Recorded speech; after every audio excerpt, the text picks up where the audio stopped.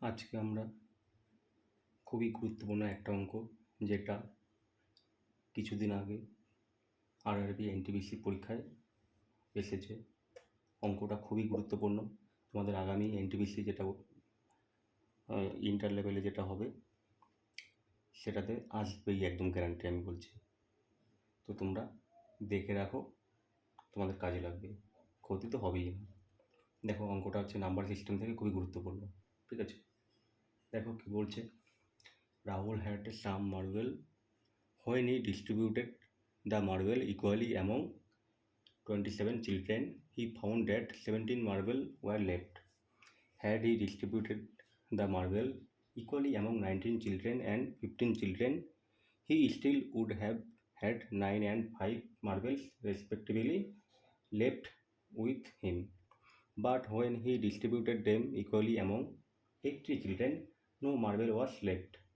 The marble of na the number of marble that Rahul initially had may lie between. বলছে যে রাহুলের কাছে কিছু মার্বেল আছে, যেটা ও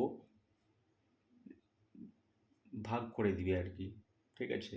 ও যদি 27 জন চিলড্রেনকে যদি মানে ভাগ করে তো দিবেই, ঠিক আছে? মানে ও যদি ইকুয়ালি প্রত্যেককে ভাগ করে দিবে, ও যদি 27 জনকে সমানভাবে করে দিয়ে থাকে, তবুও রাহুলের কাছে বাঁচবে কত? 17টা মার্বেল। কিন্তু যদি ও 19 জনকে ইকুয়ালি করে দেয়, তবে ওর কাছে বাঁচবে কয়টা? 9টা। যদি 15 জনকে ইকুয়ালি করে দেয়, তবে তার কাছে অবশেষ বাঁচবে কয়টা? 5টা। কিন্তু যদি ও 80 জনকে সমানভাবে করে দেয়, তখন বাঁচবে না একটাও, ঠিক আছে? তো বলতে চাচ্ছে যে রাহুলের কাছে ইনিশিয়ালি প্রথমে কতগুলো মার্বেল ছিল, কিন্তু অ্যান্সারের মধ্যে ওরকম কোনোভাবে করে দেওয়া নেই, কিন্তু ইনিশিয়ালি কতগুলো মার্বেল আছে এটা দেখতে লাগবে। হ্যাঁ, সাপোজ আমি ধরে নিচ্ছি আমার কাছে 5টি মার্বেল ছিল। তো ওরা যে অ্যান্সারটা দিচ্ছে 1 থেকে 4, 4 থেকে, ঠিক আছে, 8, তারপর আমি যদি বলি 9 থেকে 10, 10 থেকে 15। কিন্তু দেখো, একটা উদাহরণ দিয়ে জাস্ট আর কি বোঝাচ্ছি। আমার কাছে তো আছে ছিল, মানে আছে কয়টা? প্রথমে 5টা। তাহলে সেরকমই এখানেও বলেছে যে কয়টা ছিল, কিন্তু সঠিকভাবে মানে সঠিকটা যায়নি, মানে কারেক্টটা একদম চায়নি। বলছে এই যে অ্যান্সারটা হবে কার মাঝে হবে। তো আমার কাছে যদি আমি সাপোজ মানে এটাকে বোঝানোর জন্য জাস্ট আর কি ছোটো সংখ্যা দিয়ে আমি নিলাম, আমার কাছে আছে 5টা মার্বেল। তো এই 5টা মার্বেল মানে কোন অপশনের মধ্যে লাই করছে, দেখো কোন অপশনের মধ্যে লাই করছে? তোমরা বলবা যে 2 নম্বর অপশনের মধ্যে লাই করছে। তো এটাই চেয়েছে, পুরোপুরি হুবহু অ্যান্সারটাও কিন্তু চায়নি, কিন্তু দেখছো কতটা ঘুরিয়ে দিয়েছে। 1 থেকে 4ও আসবে না, 9 থেকে 10ও হবে না, 10 থেকে 15 হবে না। লাই করবে কার মধ্যে? 5, 4 থেকে 8-এর মধ্যে। তো সেরকম এখানেও আমাদেরকে অঙ্কটা করতে লাগবে। আশা করি প্রত্যেকে বোঝাতে পারলাম, ঠিক আছে? তো এখন আমি সলভ করব। এবার সলভ আমি বেসিকভাবে তো একদমই করবো না, শর্টকাটে যাবো। দেখো, এবার তুমি এখান থেকে যে কোনো একটা অপশন তুলে নাও।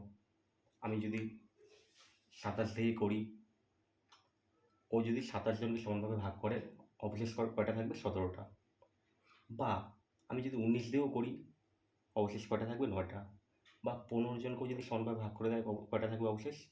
5টা। আমি যে কোনো একটা উঠাবো, ঠিক আছে? আমি উঠাবো আমার সুবিধা মতো। চলো, আমি ধরছি যে আমি 19 দিয়েই করবো, ঠিক আছে?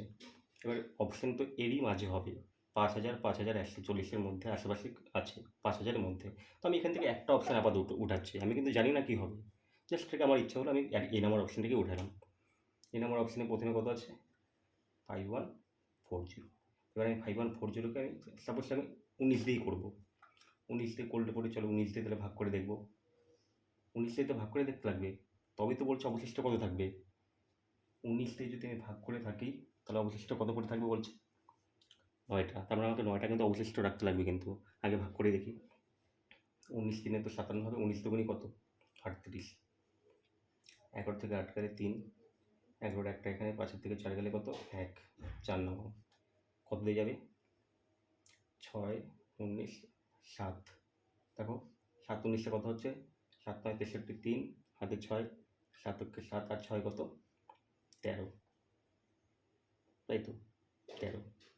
তাহলে আমার কাছে কত বাঁচলো? একটা শূন্য নামাও, তাহলে অবশিষ্ট কত বাঁচলো?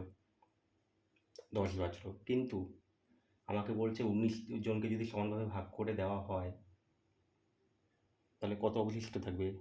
9 ওরা রাখতে বলছে, কিন্তু আমার এখানে 10 আসছে। তাহলে 9 যদি রাখতে চাই, আমি এটাকে ভাঙি, 9 যোগ 1, কারণ যদিও আমাকে 9 রাখতে বলছে, তার মানে অবশিষ্ট আমাকে 9 রাখতে লাগবে, তার মানে 1 আমি অতিরিক্ত রাখতে পারবো না। তাহলে আমার সঠিক নাম্বারটা কত হবে আমরা বলতে পারি?